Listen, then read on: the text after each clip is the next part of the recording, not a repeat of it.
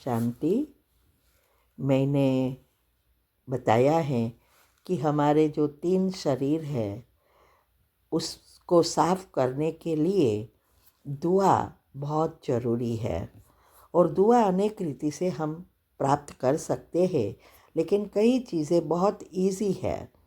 जैसे आजकल लोग वीडियो तब देखते हैं जब कितने लाइक है, कितना शेयर किया है, कमेंट कितनी रखी है, कितने सब्सक्राइबर है, व्यूज़ कितने हैं, ये सब देखकर वीडियो देखते हैं।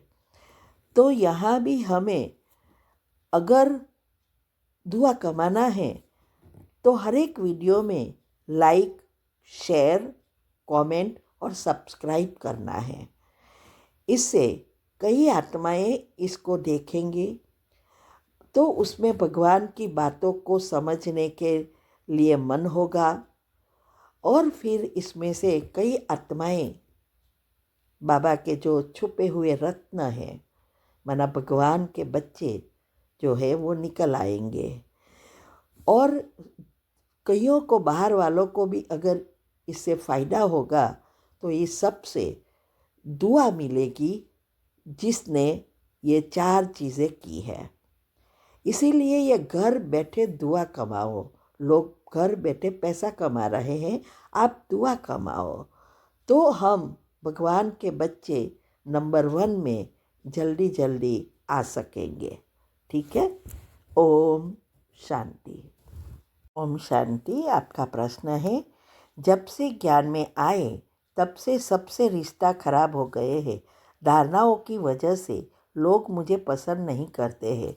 उन्हें समझाने के बाद भी परिवार और रिश्तेदार सब नाराज़ है।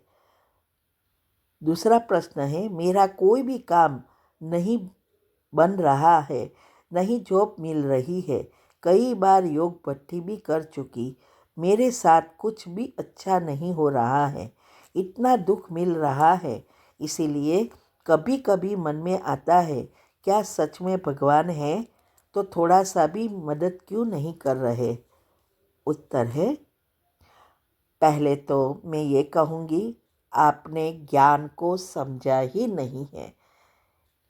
भगवान क्या है, देवताएं क्या है, मनुष्य क्या है, साधु संत क्या है। भगवान उनको कहा जाता है वो किसी को भी फेवर नहीं करता। तो ये जो है आपका कहने का कि भगवान क्यों मदद नहीं करता, अगर वो आपको मदद करे तो उसके लिए कर्म की गति नियम रहता ही नहीं, सारे विश्व को उसको करना पड़े, तो फिर ये ज्ञान मार्ग भी चले नहीं, किसको राजा बनाए।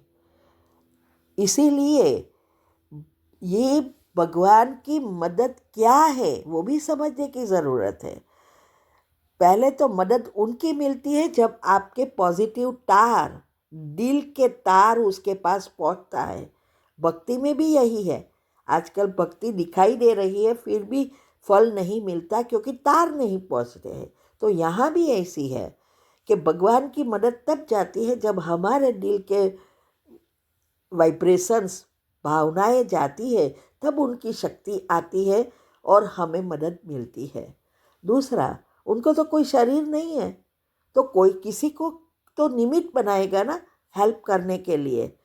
तो निमित्त बनाना अर्थात पुण्य कर्म वाली आत्मा आपके नज़दीक आना। तो ये सब बातों को आपने समझा ही नहीं है, इसीलिए दुखी हो रहे हैं।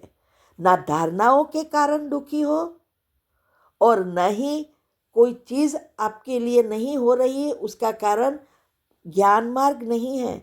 अगर आप सच्चे दिल से ज्ञान मार्ग चलते होते तो ये हालत होती ही नहीं, सब कुछ बदल जाता।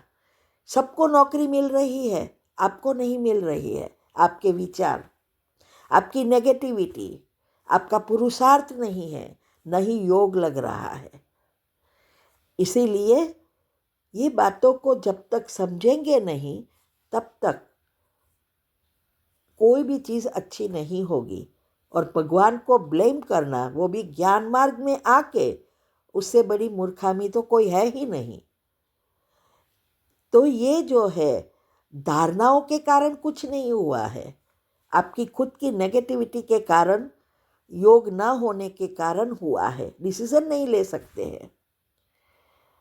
तो इसीलिए ये भी कहना रॉन्ग है कि धारणाओं के लिए हो रहा है। देखो, आपने कहा आपके तो बच्चे भी नहीं हैं, आप डिवोर्सी है, घर में सिर्फ माता पिता और दादा दादी है, लेकिन हमारे जैसी माताएं, हाँ, यज्ञ में तो माताएं या गृहस्थी ही ज़्यादा है, जिसके बच्चे हैं और बच्चे के भी बच्चे हैं, जैसे हमारे 200 जितना का परिवार है, हाँ, बच्चों की सासरी वाले भी है, तो भी सब कुछ सहन कर पुरुषार्थ किया, तब हम यहाँ तक पहुँचे, क्योंकि हमारा पुरुषार्थ विधि से है। तो बाबा से भी मदद मिलती है, क्योंकि पॉजिटिव वाइब्रेशंस जाते हैं। तो ये बातों को समझना है कि धारणाओं की वजह से नहीं है, पसंद नहीं करते हैं, उसका कारण आपके खुद के विचार और आपके खुद के कर्म, और ही पाप कर्म खींच खींच कर आप बढ़ा रहे हैं, इसीलिए नर्क बन गया है। और कई बार भगवान ने आपको चांस दिया, लेकिन आप वो चांस को समझ ही नहीं सके, निर्णय ही नहीं ले सकते, क्योंकि विचार ही नहीं है अच्छे। इसीलिए पहले ये सब बातों को छोड़, भगवान को ब्लेम करना छोड़ो। अगर धारणाओं की वजह से होता है, तो वैसे भी आप कौन सी धारणा करते हो? कोई धारणा नहीं कर रहे हो, और धारणा भी करेंगे तो भी योग युक्त, युक्ति युक्त। हम भी तो परिवार में हैं, ये सब प्रॉब्लम तो आते ही है, हर एक के जीवन में आते हैं।